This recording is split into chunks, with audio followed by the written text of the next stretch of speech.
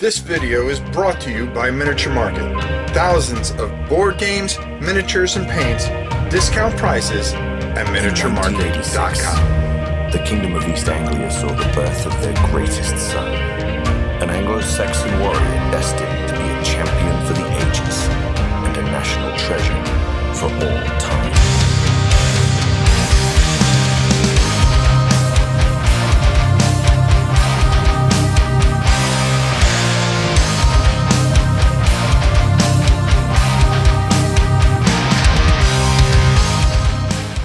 Hey everybody, it's time. Oh my god, when we're done with this, we are going only to have 19 games left out of our top 109 games of all time. So without any further ado, let's head right into it, because for me, at least this is my list, these are some of the best games that I've enjoyed over time. At 29 is a game that jumped leaps and bounds over the last year or so, and that's Rangers of Shadowdeep. I just love this game.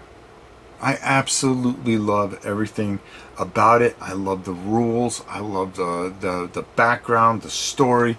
My elves are like, my group of elves are like jacked up. I love everything that goes into this. And I've enjoyed this immensely. I really suggest you check this out.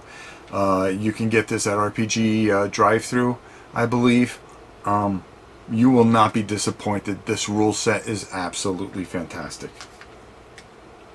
And number 28 is a very personal game to me, and that is the old Avalon Hill box game. You got it, Panzer Blitz.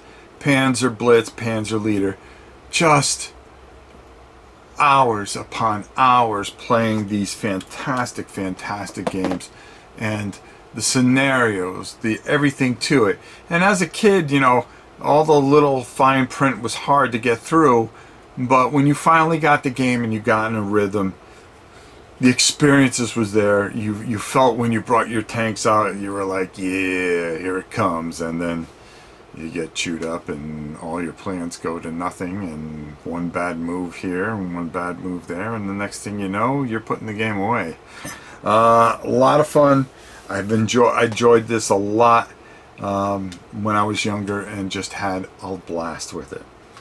At number 27 is a game from a very good friend, my friend Corey. This game is underrated, and I really suggest you check this out. Witchborn is a fantastic experience. They have some fantastic playthroughs on Guerrilla Miniatures. I believe that's the name of it. Just a wonderful job doing it, and believe me, you guys will be sucked into this. This is a fantastic experience. Setting up your war band. The maps are gorgeous that you play on, and how using the app just becomes this whole role-playing thing, and how quickly one of your characters can die, so don't get too attached to them. Number 26 was last year's game of the year for me, and to jump this high up on my all-time list really says something. I really enjoyed this game and spent a lot of hours playing this, and that's Armageddon War. Just desert warfare in the near future, just fantastic, fun, wonderful, and just does all the things I can ever ask of a game. Some neat mechanics that if you go first, well, there is a good chance, there is a positive chance that you do not get to go again, depending on where the chits are drawn. What happens is, if you go first, you're actually going to skip an entire turn, and for that, it's kind of like, oh my god, what do I do with this turn? And every chit that's drawn in that position, it's kind of funny how everything kind of just rotates, and you got to be smart in how you do it, because somebody you may shoot at now is going to get a turn on you sooner, probably ahead of you. So you got to make sure you finish them, and if you don't, you better have an exit plan or hope you can survive. At number 25 is probably one of the biggest cult war games of all time. Manuals upon manuals. I believe there should be a college course on this game, and that's Advanced Squad Leader. Just one of those games that's just special. I mean, that's the only way you can describe this game, and it's special. All the supplements for it, everything that's out for it. This game is alive and well, and always will be. So like a knucklehead, at number 25, I named the same game at number 24. And I didn't catch it until Helen caught it, of course. So I put this little video in here to fix that whole thing. So at number 24 is a game I absolutely adore. I could play it solitaire, or I could play with other people. I've done it live with Tina, as a matter of fact. It's something that caught my eye at Gen Con a few years ago. And these guys turned out to be pretty good friends of the channel. And I just love the whole aspect of how this game works and how much story is on each card. And there's like thousands and thousands of cards of it. And that is Fallen Land, post-apocalyptic board game. Not the most attractive board on the planet, okay? But there is so much game and so much just it's so thematic that if you really look at the board at first, you go, oh, well, I don't get this. And then you realize that the board is basically, you know, it's post-apocalyptic. It's supposed to be kind of ugly and things like that. Things that are dark and gritty, and all the weapons and the people and the things, and you try to build your communities, and you're going against other people, or you're playing by yourself trying to achieve certain things. It's a great solo experience as well as a multiplayer experience. It plays as well with 2 people as it does with 4 people. Is it a long game? Yes, but it is a gloriously long game.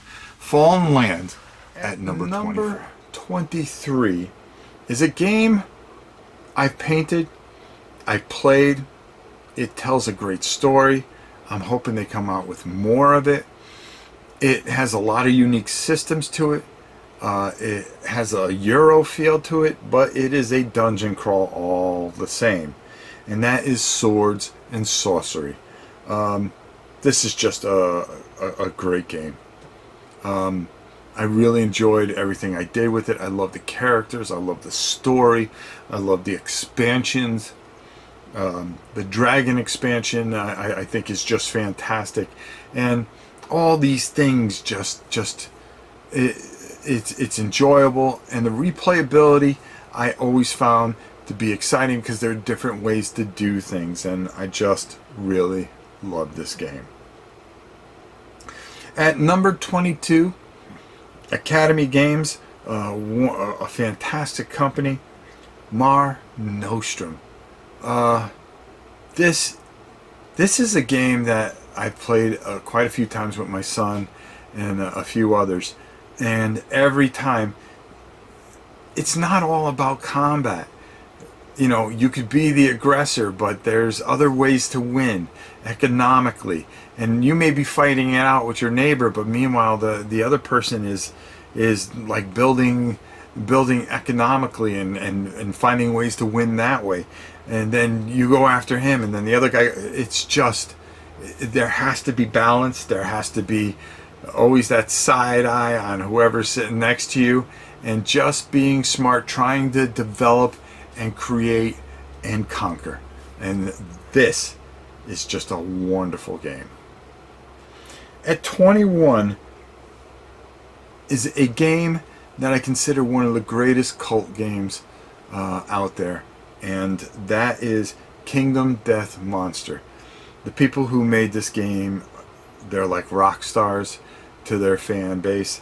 It is a dark game, but it is a game of such depth, and the models that are beautiful, and building the society more or less, and living through things, and You know, it's a mature nature type of thing, but it is a game that once you get hooked, you're there till the end.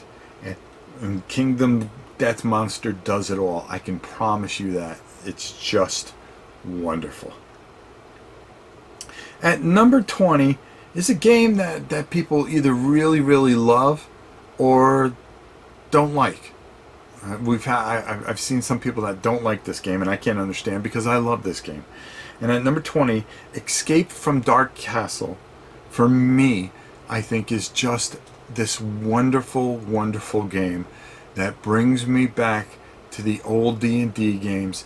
The art just screams old D&D and just is just so wonderful and does so many phenomenal things that I just can't say enough positive things about it.